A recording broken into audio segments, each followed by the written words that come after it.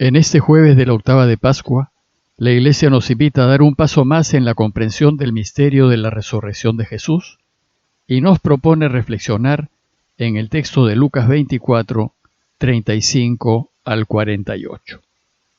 El texto dice así: En aquel tiempo contaban los discípulos lo que les había pasado por el camino y cómo habían reconocido a Jesús al partir el pan. Estaban hablando de estas cosas cuando se presenta Jesús en medio de ellos y les dice: «Paz a ustedes». Llenos de miedo por la sorpresa, creían ver un fantasma. Él les dijo: «¿Por qué se alarman? ¿Por qué surgen dudas en su interior?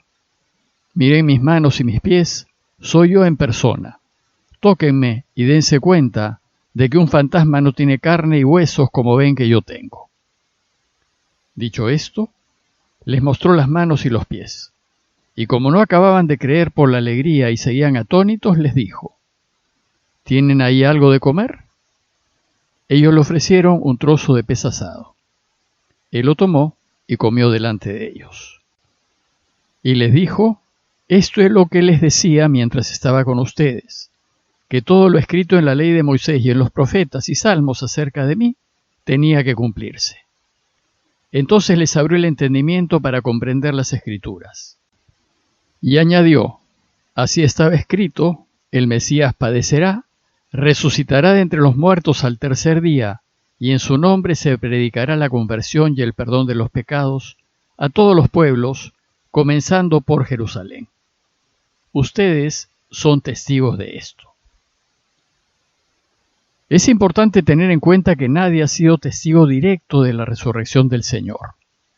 Los relatos que tenemos solo nos hablan de la tumba abierta y vacía, y de los encuentros posteriores con Jesús resucitado.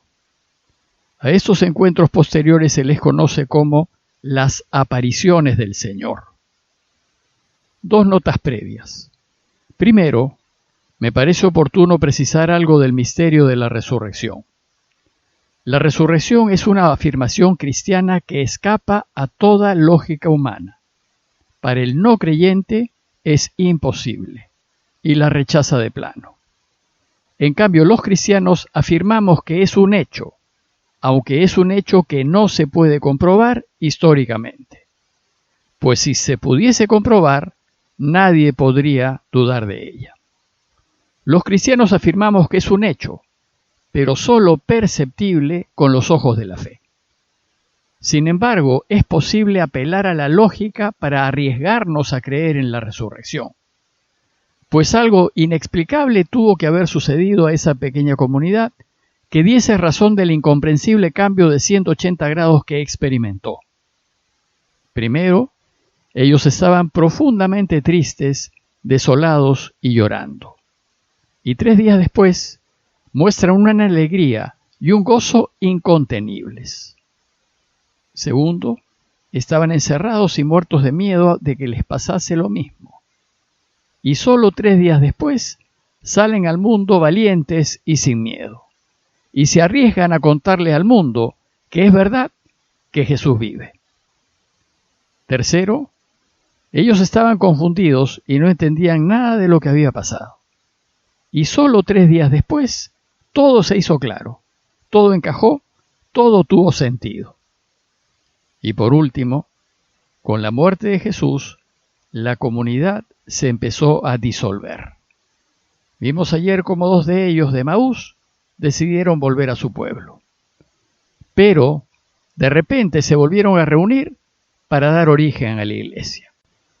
Si uno ve lo sucedido desde fuera, puede ver que se trata de cambios muy significativos y en dirección completamente contraria, opuesta, de 180 grados en solo 3 días. ¿Qué fue lo que pasó?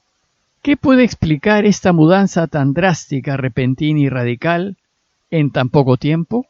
Algo tuvo que haber pasado para que se dé una mutación de esa magnitud. Bueno, pues los cristianos afirman que esto sucedió porque lo vieron vivo, resucitado. Y esto les cambió totalmente la vida. La total certeza y convicción de que está vivo hizo que ese pequeño grupo de hombres y mujeres saliese al mundo con valentía enfrentando todo tipo de problemas, a contarnos que es verdad que ha resucitado. 2000 años después, los cristianos nos arriesgamos a creer que así fue, que realmente resucitó y que lo vieron vivo. Y apoyamos nuestra apuesta de fe viendo los efectos de la resurrección. Tuvo que ser. De lo contrario, lo que hizo después la Iglesia es inexplicable. La segunda precisión es que el objetivo de las apariciones es doble. Primero, Jesús se aparece para consolar y animar a sus discípulos, y para que comprueben que realmente vive. Y luego, notar que siempre que se aparece es para enviarnos, para que vayamos, para que salgamos al mundo, y para que anunciemos la buena noticia del triunfo de la vida y ayudemos al Padre a reinar. El Papa Francisco expresa esto diciendo que debemos ser una iglesia en salida. Veamos ahora el texto de hoy, que es la continuación del que meditamos ayer. El relato empieza retomando la conclusión de ayer. Dice el texto: los discípulos contaron lo que les había pasado por el camino y cómo lo habían reconocido al partir el pan. Estamos, pues, aún en ese primer largo día que empezó de madrugada con la experiencia de las mujeres y que ahora, entrada la noche, los discípulos celebran, contentos, la aparición de Jesús a Pedro y a los de Emaús. Entonces Lucas nos cuenta lo que sucedió en ese momento. Jesús se aparece por primera vez a su pequeña iglesia, a todos reunidos. Dice Lucas que estaban hablando de estas cosas, de la tumba vacía y de las primeras experiencias del resucitado con Pedro y con los dos de Emaús, cuando se presentó Jesús en medio de ellos y les dijo: paz a ustedes. Lo primero que hace Jesús es quitarles el miedo y llenarlos de paz. El miedo no es de Dios. El miedo más bien impide que nos arriesguemos por Dios. ¿Y por qué lo hace? Porque dice el texto que ellos estaban llenos de miedo por la sorpresa y creían ver un fantasma. A pesar de la emoción por lo que les había contado las mujeres, los dos de Emaús y Pedro, ellos, en el fondo de su corazón, se resisten a creer que volver a la vida es posible. Por eso, la primera reacción de la comunidad al ver a Jesús fue: no puede ser, es imposible, no es real, estamos viendo visiones, debe ser un fantasma. Y entonces Jesús busca calmarlos y les dice: ¿por qué se asustan? ¿Por qué surgen dudas en su interior? ¿Por qué dudan que mi presencia sea real? Entonces, para que comprueben que es verdad, que está vivo, les muestra sus manos y sus pies y les dice: mírenme, soy yo en persona, tóquenme y dense cuenta de que un fantasma no tiene carne y huesos como ven que yo tengo. Y dicho esto, les mostró las manos y los pies. Les muestra las manos y los pies porque en ellos están las huellas de los clavos con los que estuvo sujeto a la cruz, para que comprueben que el que murió es el mismo que ahora está vivo. Sucede que el modo de pensar judío no es abstracto como el de los griegos. Para los judíos la realidad es siempre particular y concreta. Ellos tienen que tocar, sentir, tienen que verlo comer. Por eso, como no acababan de creer por la alegría y el asombro, Él les dijo: ¿tienen ahí algo de comer? Ellos le ofrecieron un trozo de pescado asado. Él lo tomó y comió delante de ellos. Que haya comido delante de ellos es la prueba de que no es un fantasma y demuestra que realmente vive. Ahora ya no tienen más dudas.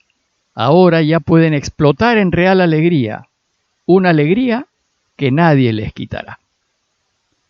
Pero, según el relato, suceden otras dos cosas. Primero, les abre el entendimiento para que comprendan las Escrituras. Dice el texto: esto es lo que les decía mientras estaba con ustedes, que todo lo escrito en la ley de Moisés y en los profetas y salmos acerca de mí tenía que cumplirse. Y añadió: así estaba escrito, el Cristo padecerá, resucitará de entre los muertos al tercer día. y entonces les abrió el entendimiento para que comprendan las Escrituras. Uno de los sensibles efectos de la resurrección es que ya podemos entender el camino de Jesús. Su lógica tiene sentido y ahora todo se hace claro. Ya se entiende eso de que hay que ser el último para ser el primero, que hay que darlo todo para ganarlo todo y que hay que morir para tener vida. Y lo segundo es que los envía en misión, como testigos de Él y de su resurrección. La tarea de los que creemos que vive, como dice el texto, es predicar la conversión para el perdón de los pecados a todos los pueblos, comenzando por Jerusalén. Pues una vez que tenemos la certeza de fe en su resurrección, no podemos quedarnos sentados. Esa misma certeza de que ha resucitado nos impulsa a contarlos a otros.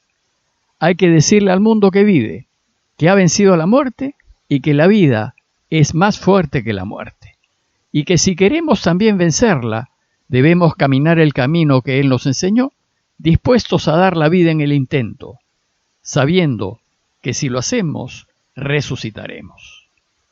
El texto concluye diciendo: ustedes son testigos de esto, testigos de que vive y testigos de que vale la pena su camino. A manera de conclusión, los invito a preguntarnos, primero, ¿qué tan fuerte es mi fe en la resurrección de Jesús? ¿Qué tan convencido estoy de que Jesús ha resucitado? Y considerar que solo si nos arriesgamos a creer que vive, entonces la vida y también la muerte tendrán pleno sentido. Y segundo, si estoy convencido de que realmente vive, ¿qué es lo que estoy haciendo al respecto? ¿Vivo la vida con alegría sabiendo que la muerte ha sido derrotada? ¿Le cuento a otros que el camino de Jesús vale la pena? ¿Vivo mi vida como Él lo propone? Es decir, siempre me pongo del lado de la verdad aunque pierda. Siempre apoyo lo que es justo aunque me quiten y siempre defiendo la vida aunque me maten. Pidámosle a Dios que aumente nuestra fe para que la certeza de que Jesús ha resucitado se arraigue en nuestros corazones y que ello nos cambie la vida y así lo ayudemos a cambiar el mundo. Parroquia de Fátima, Miraflores, Lima.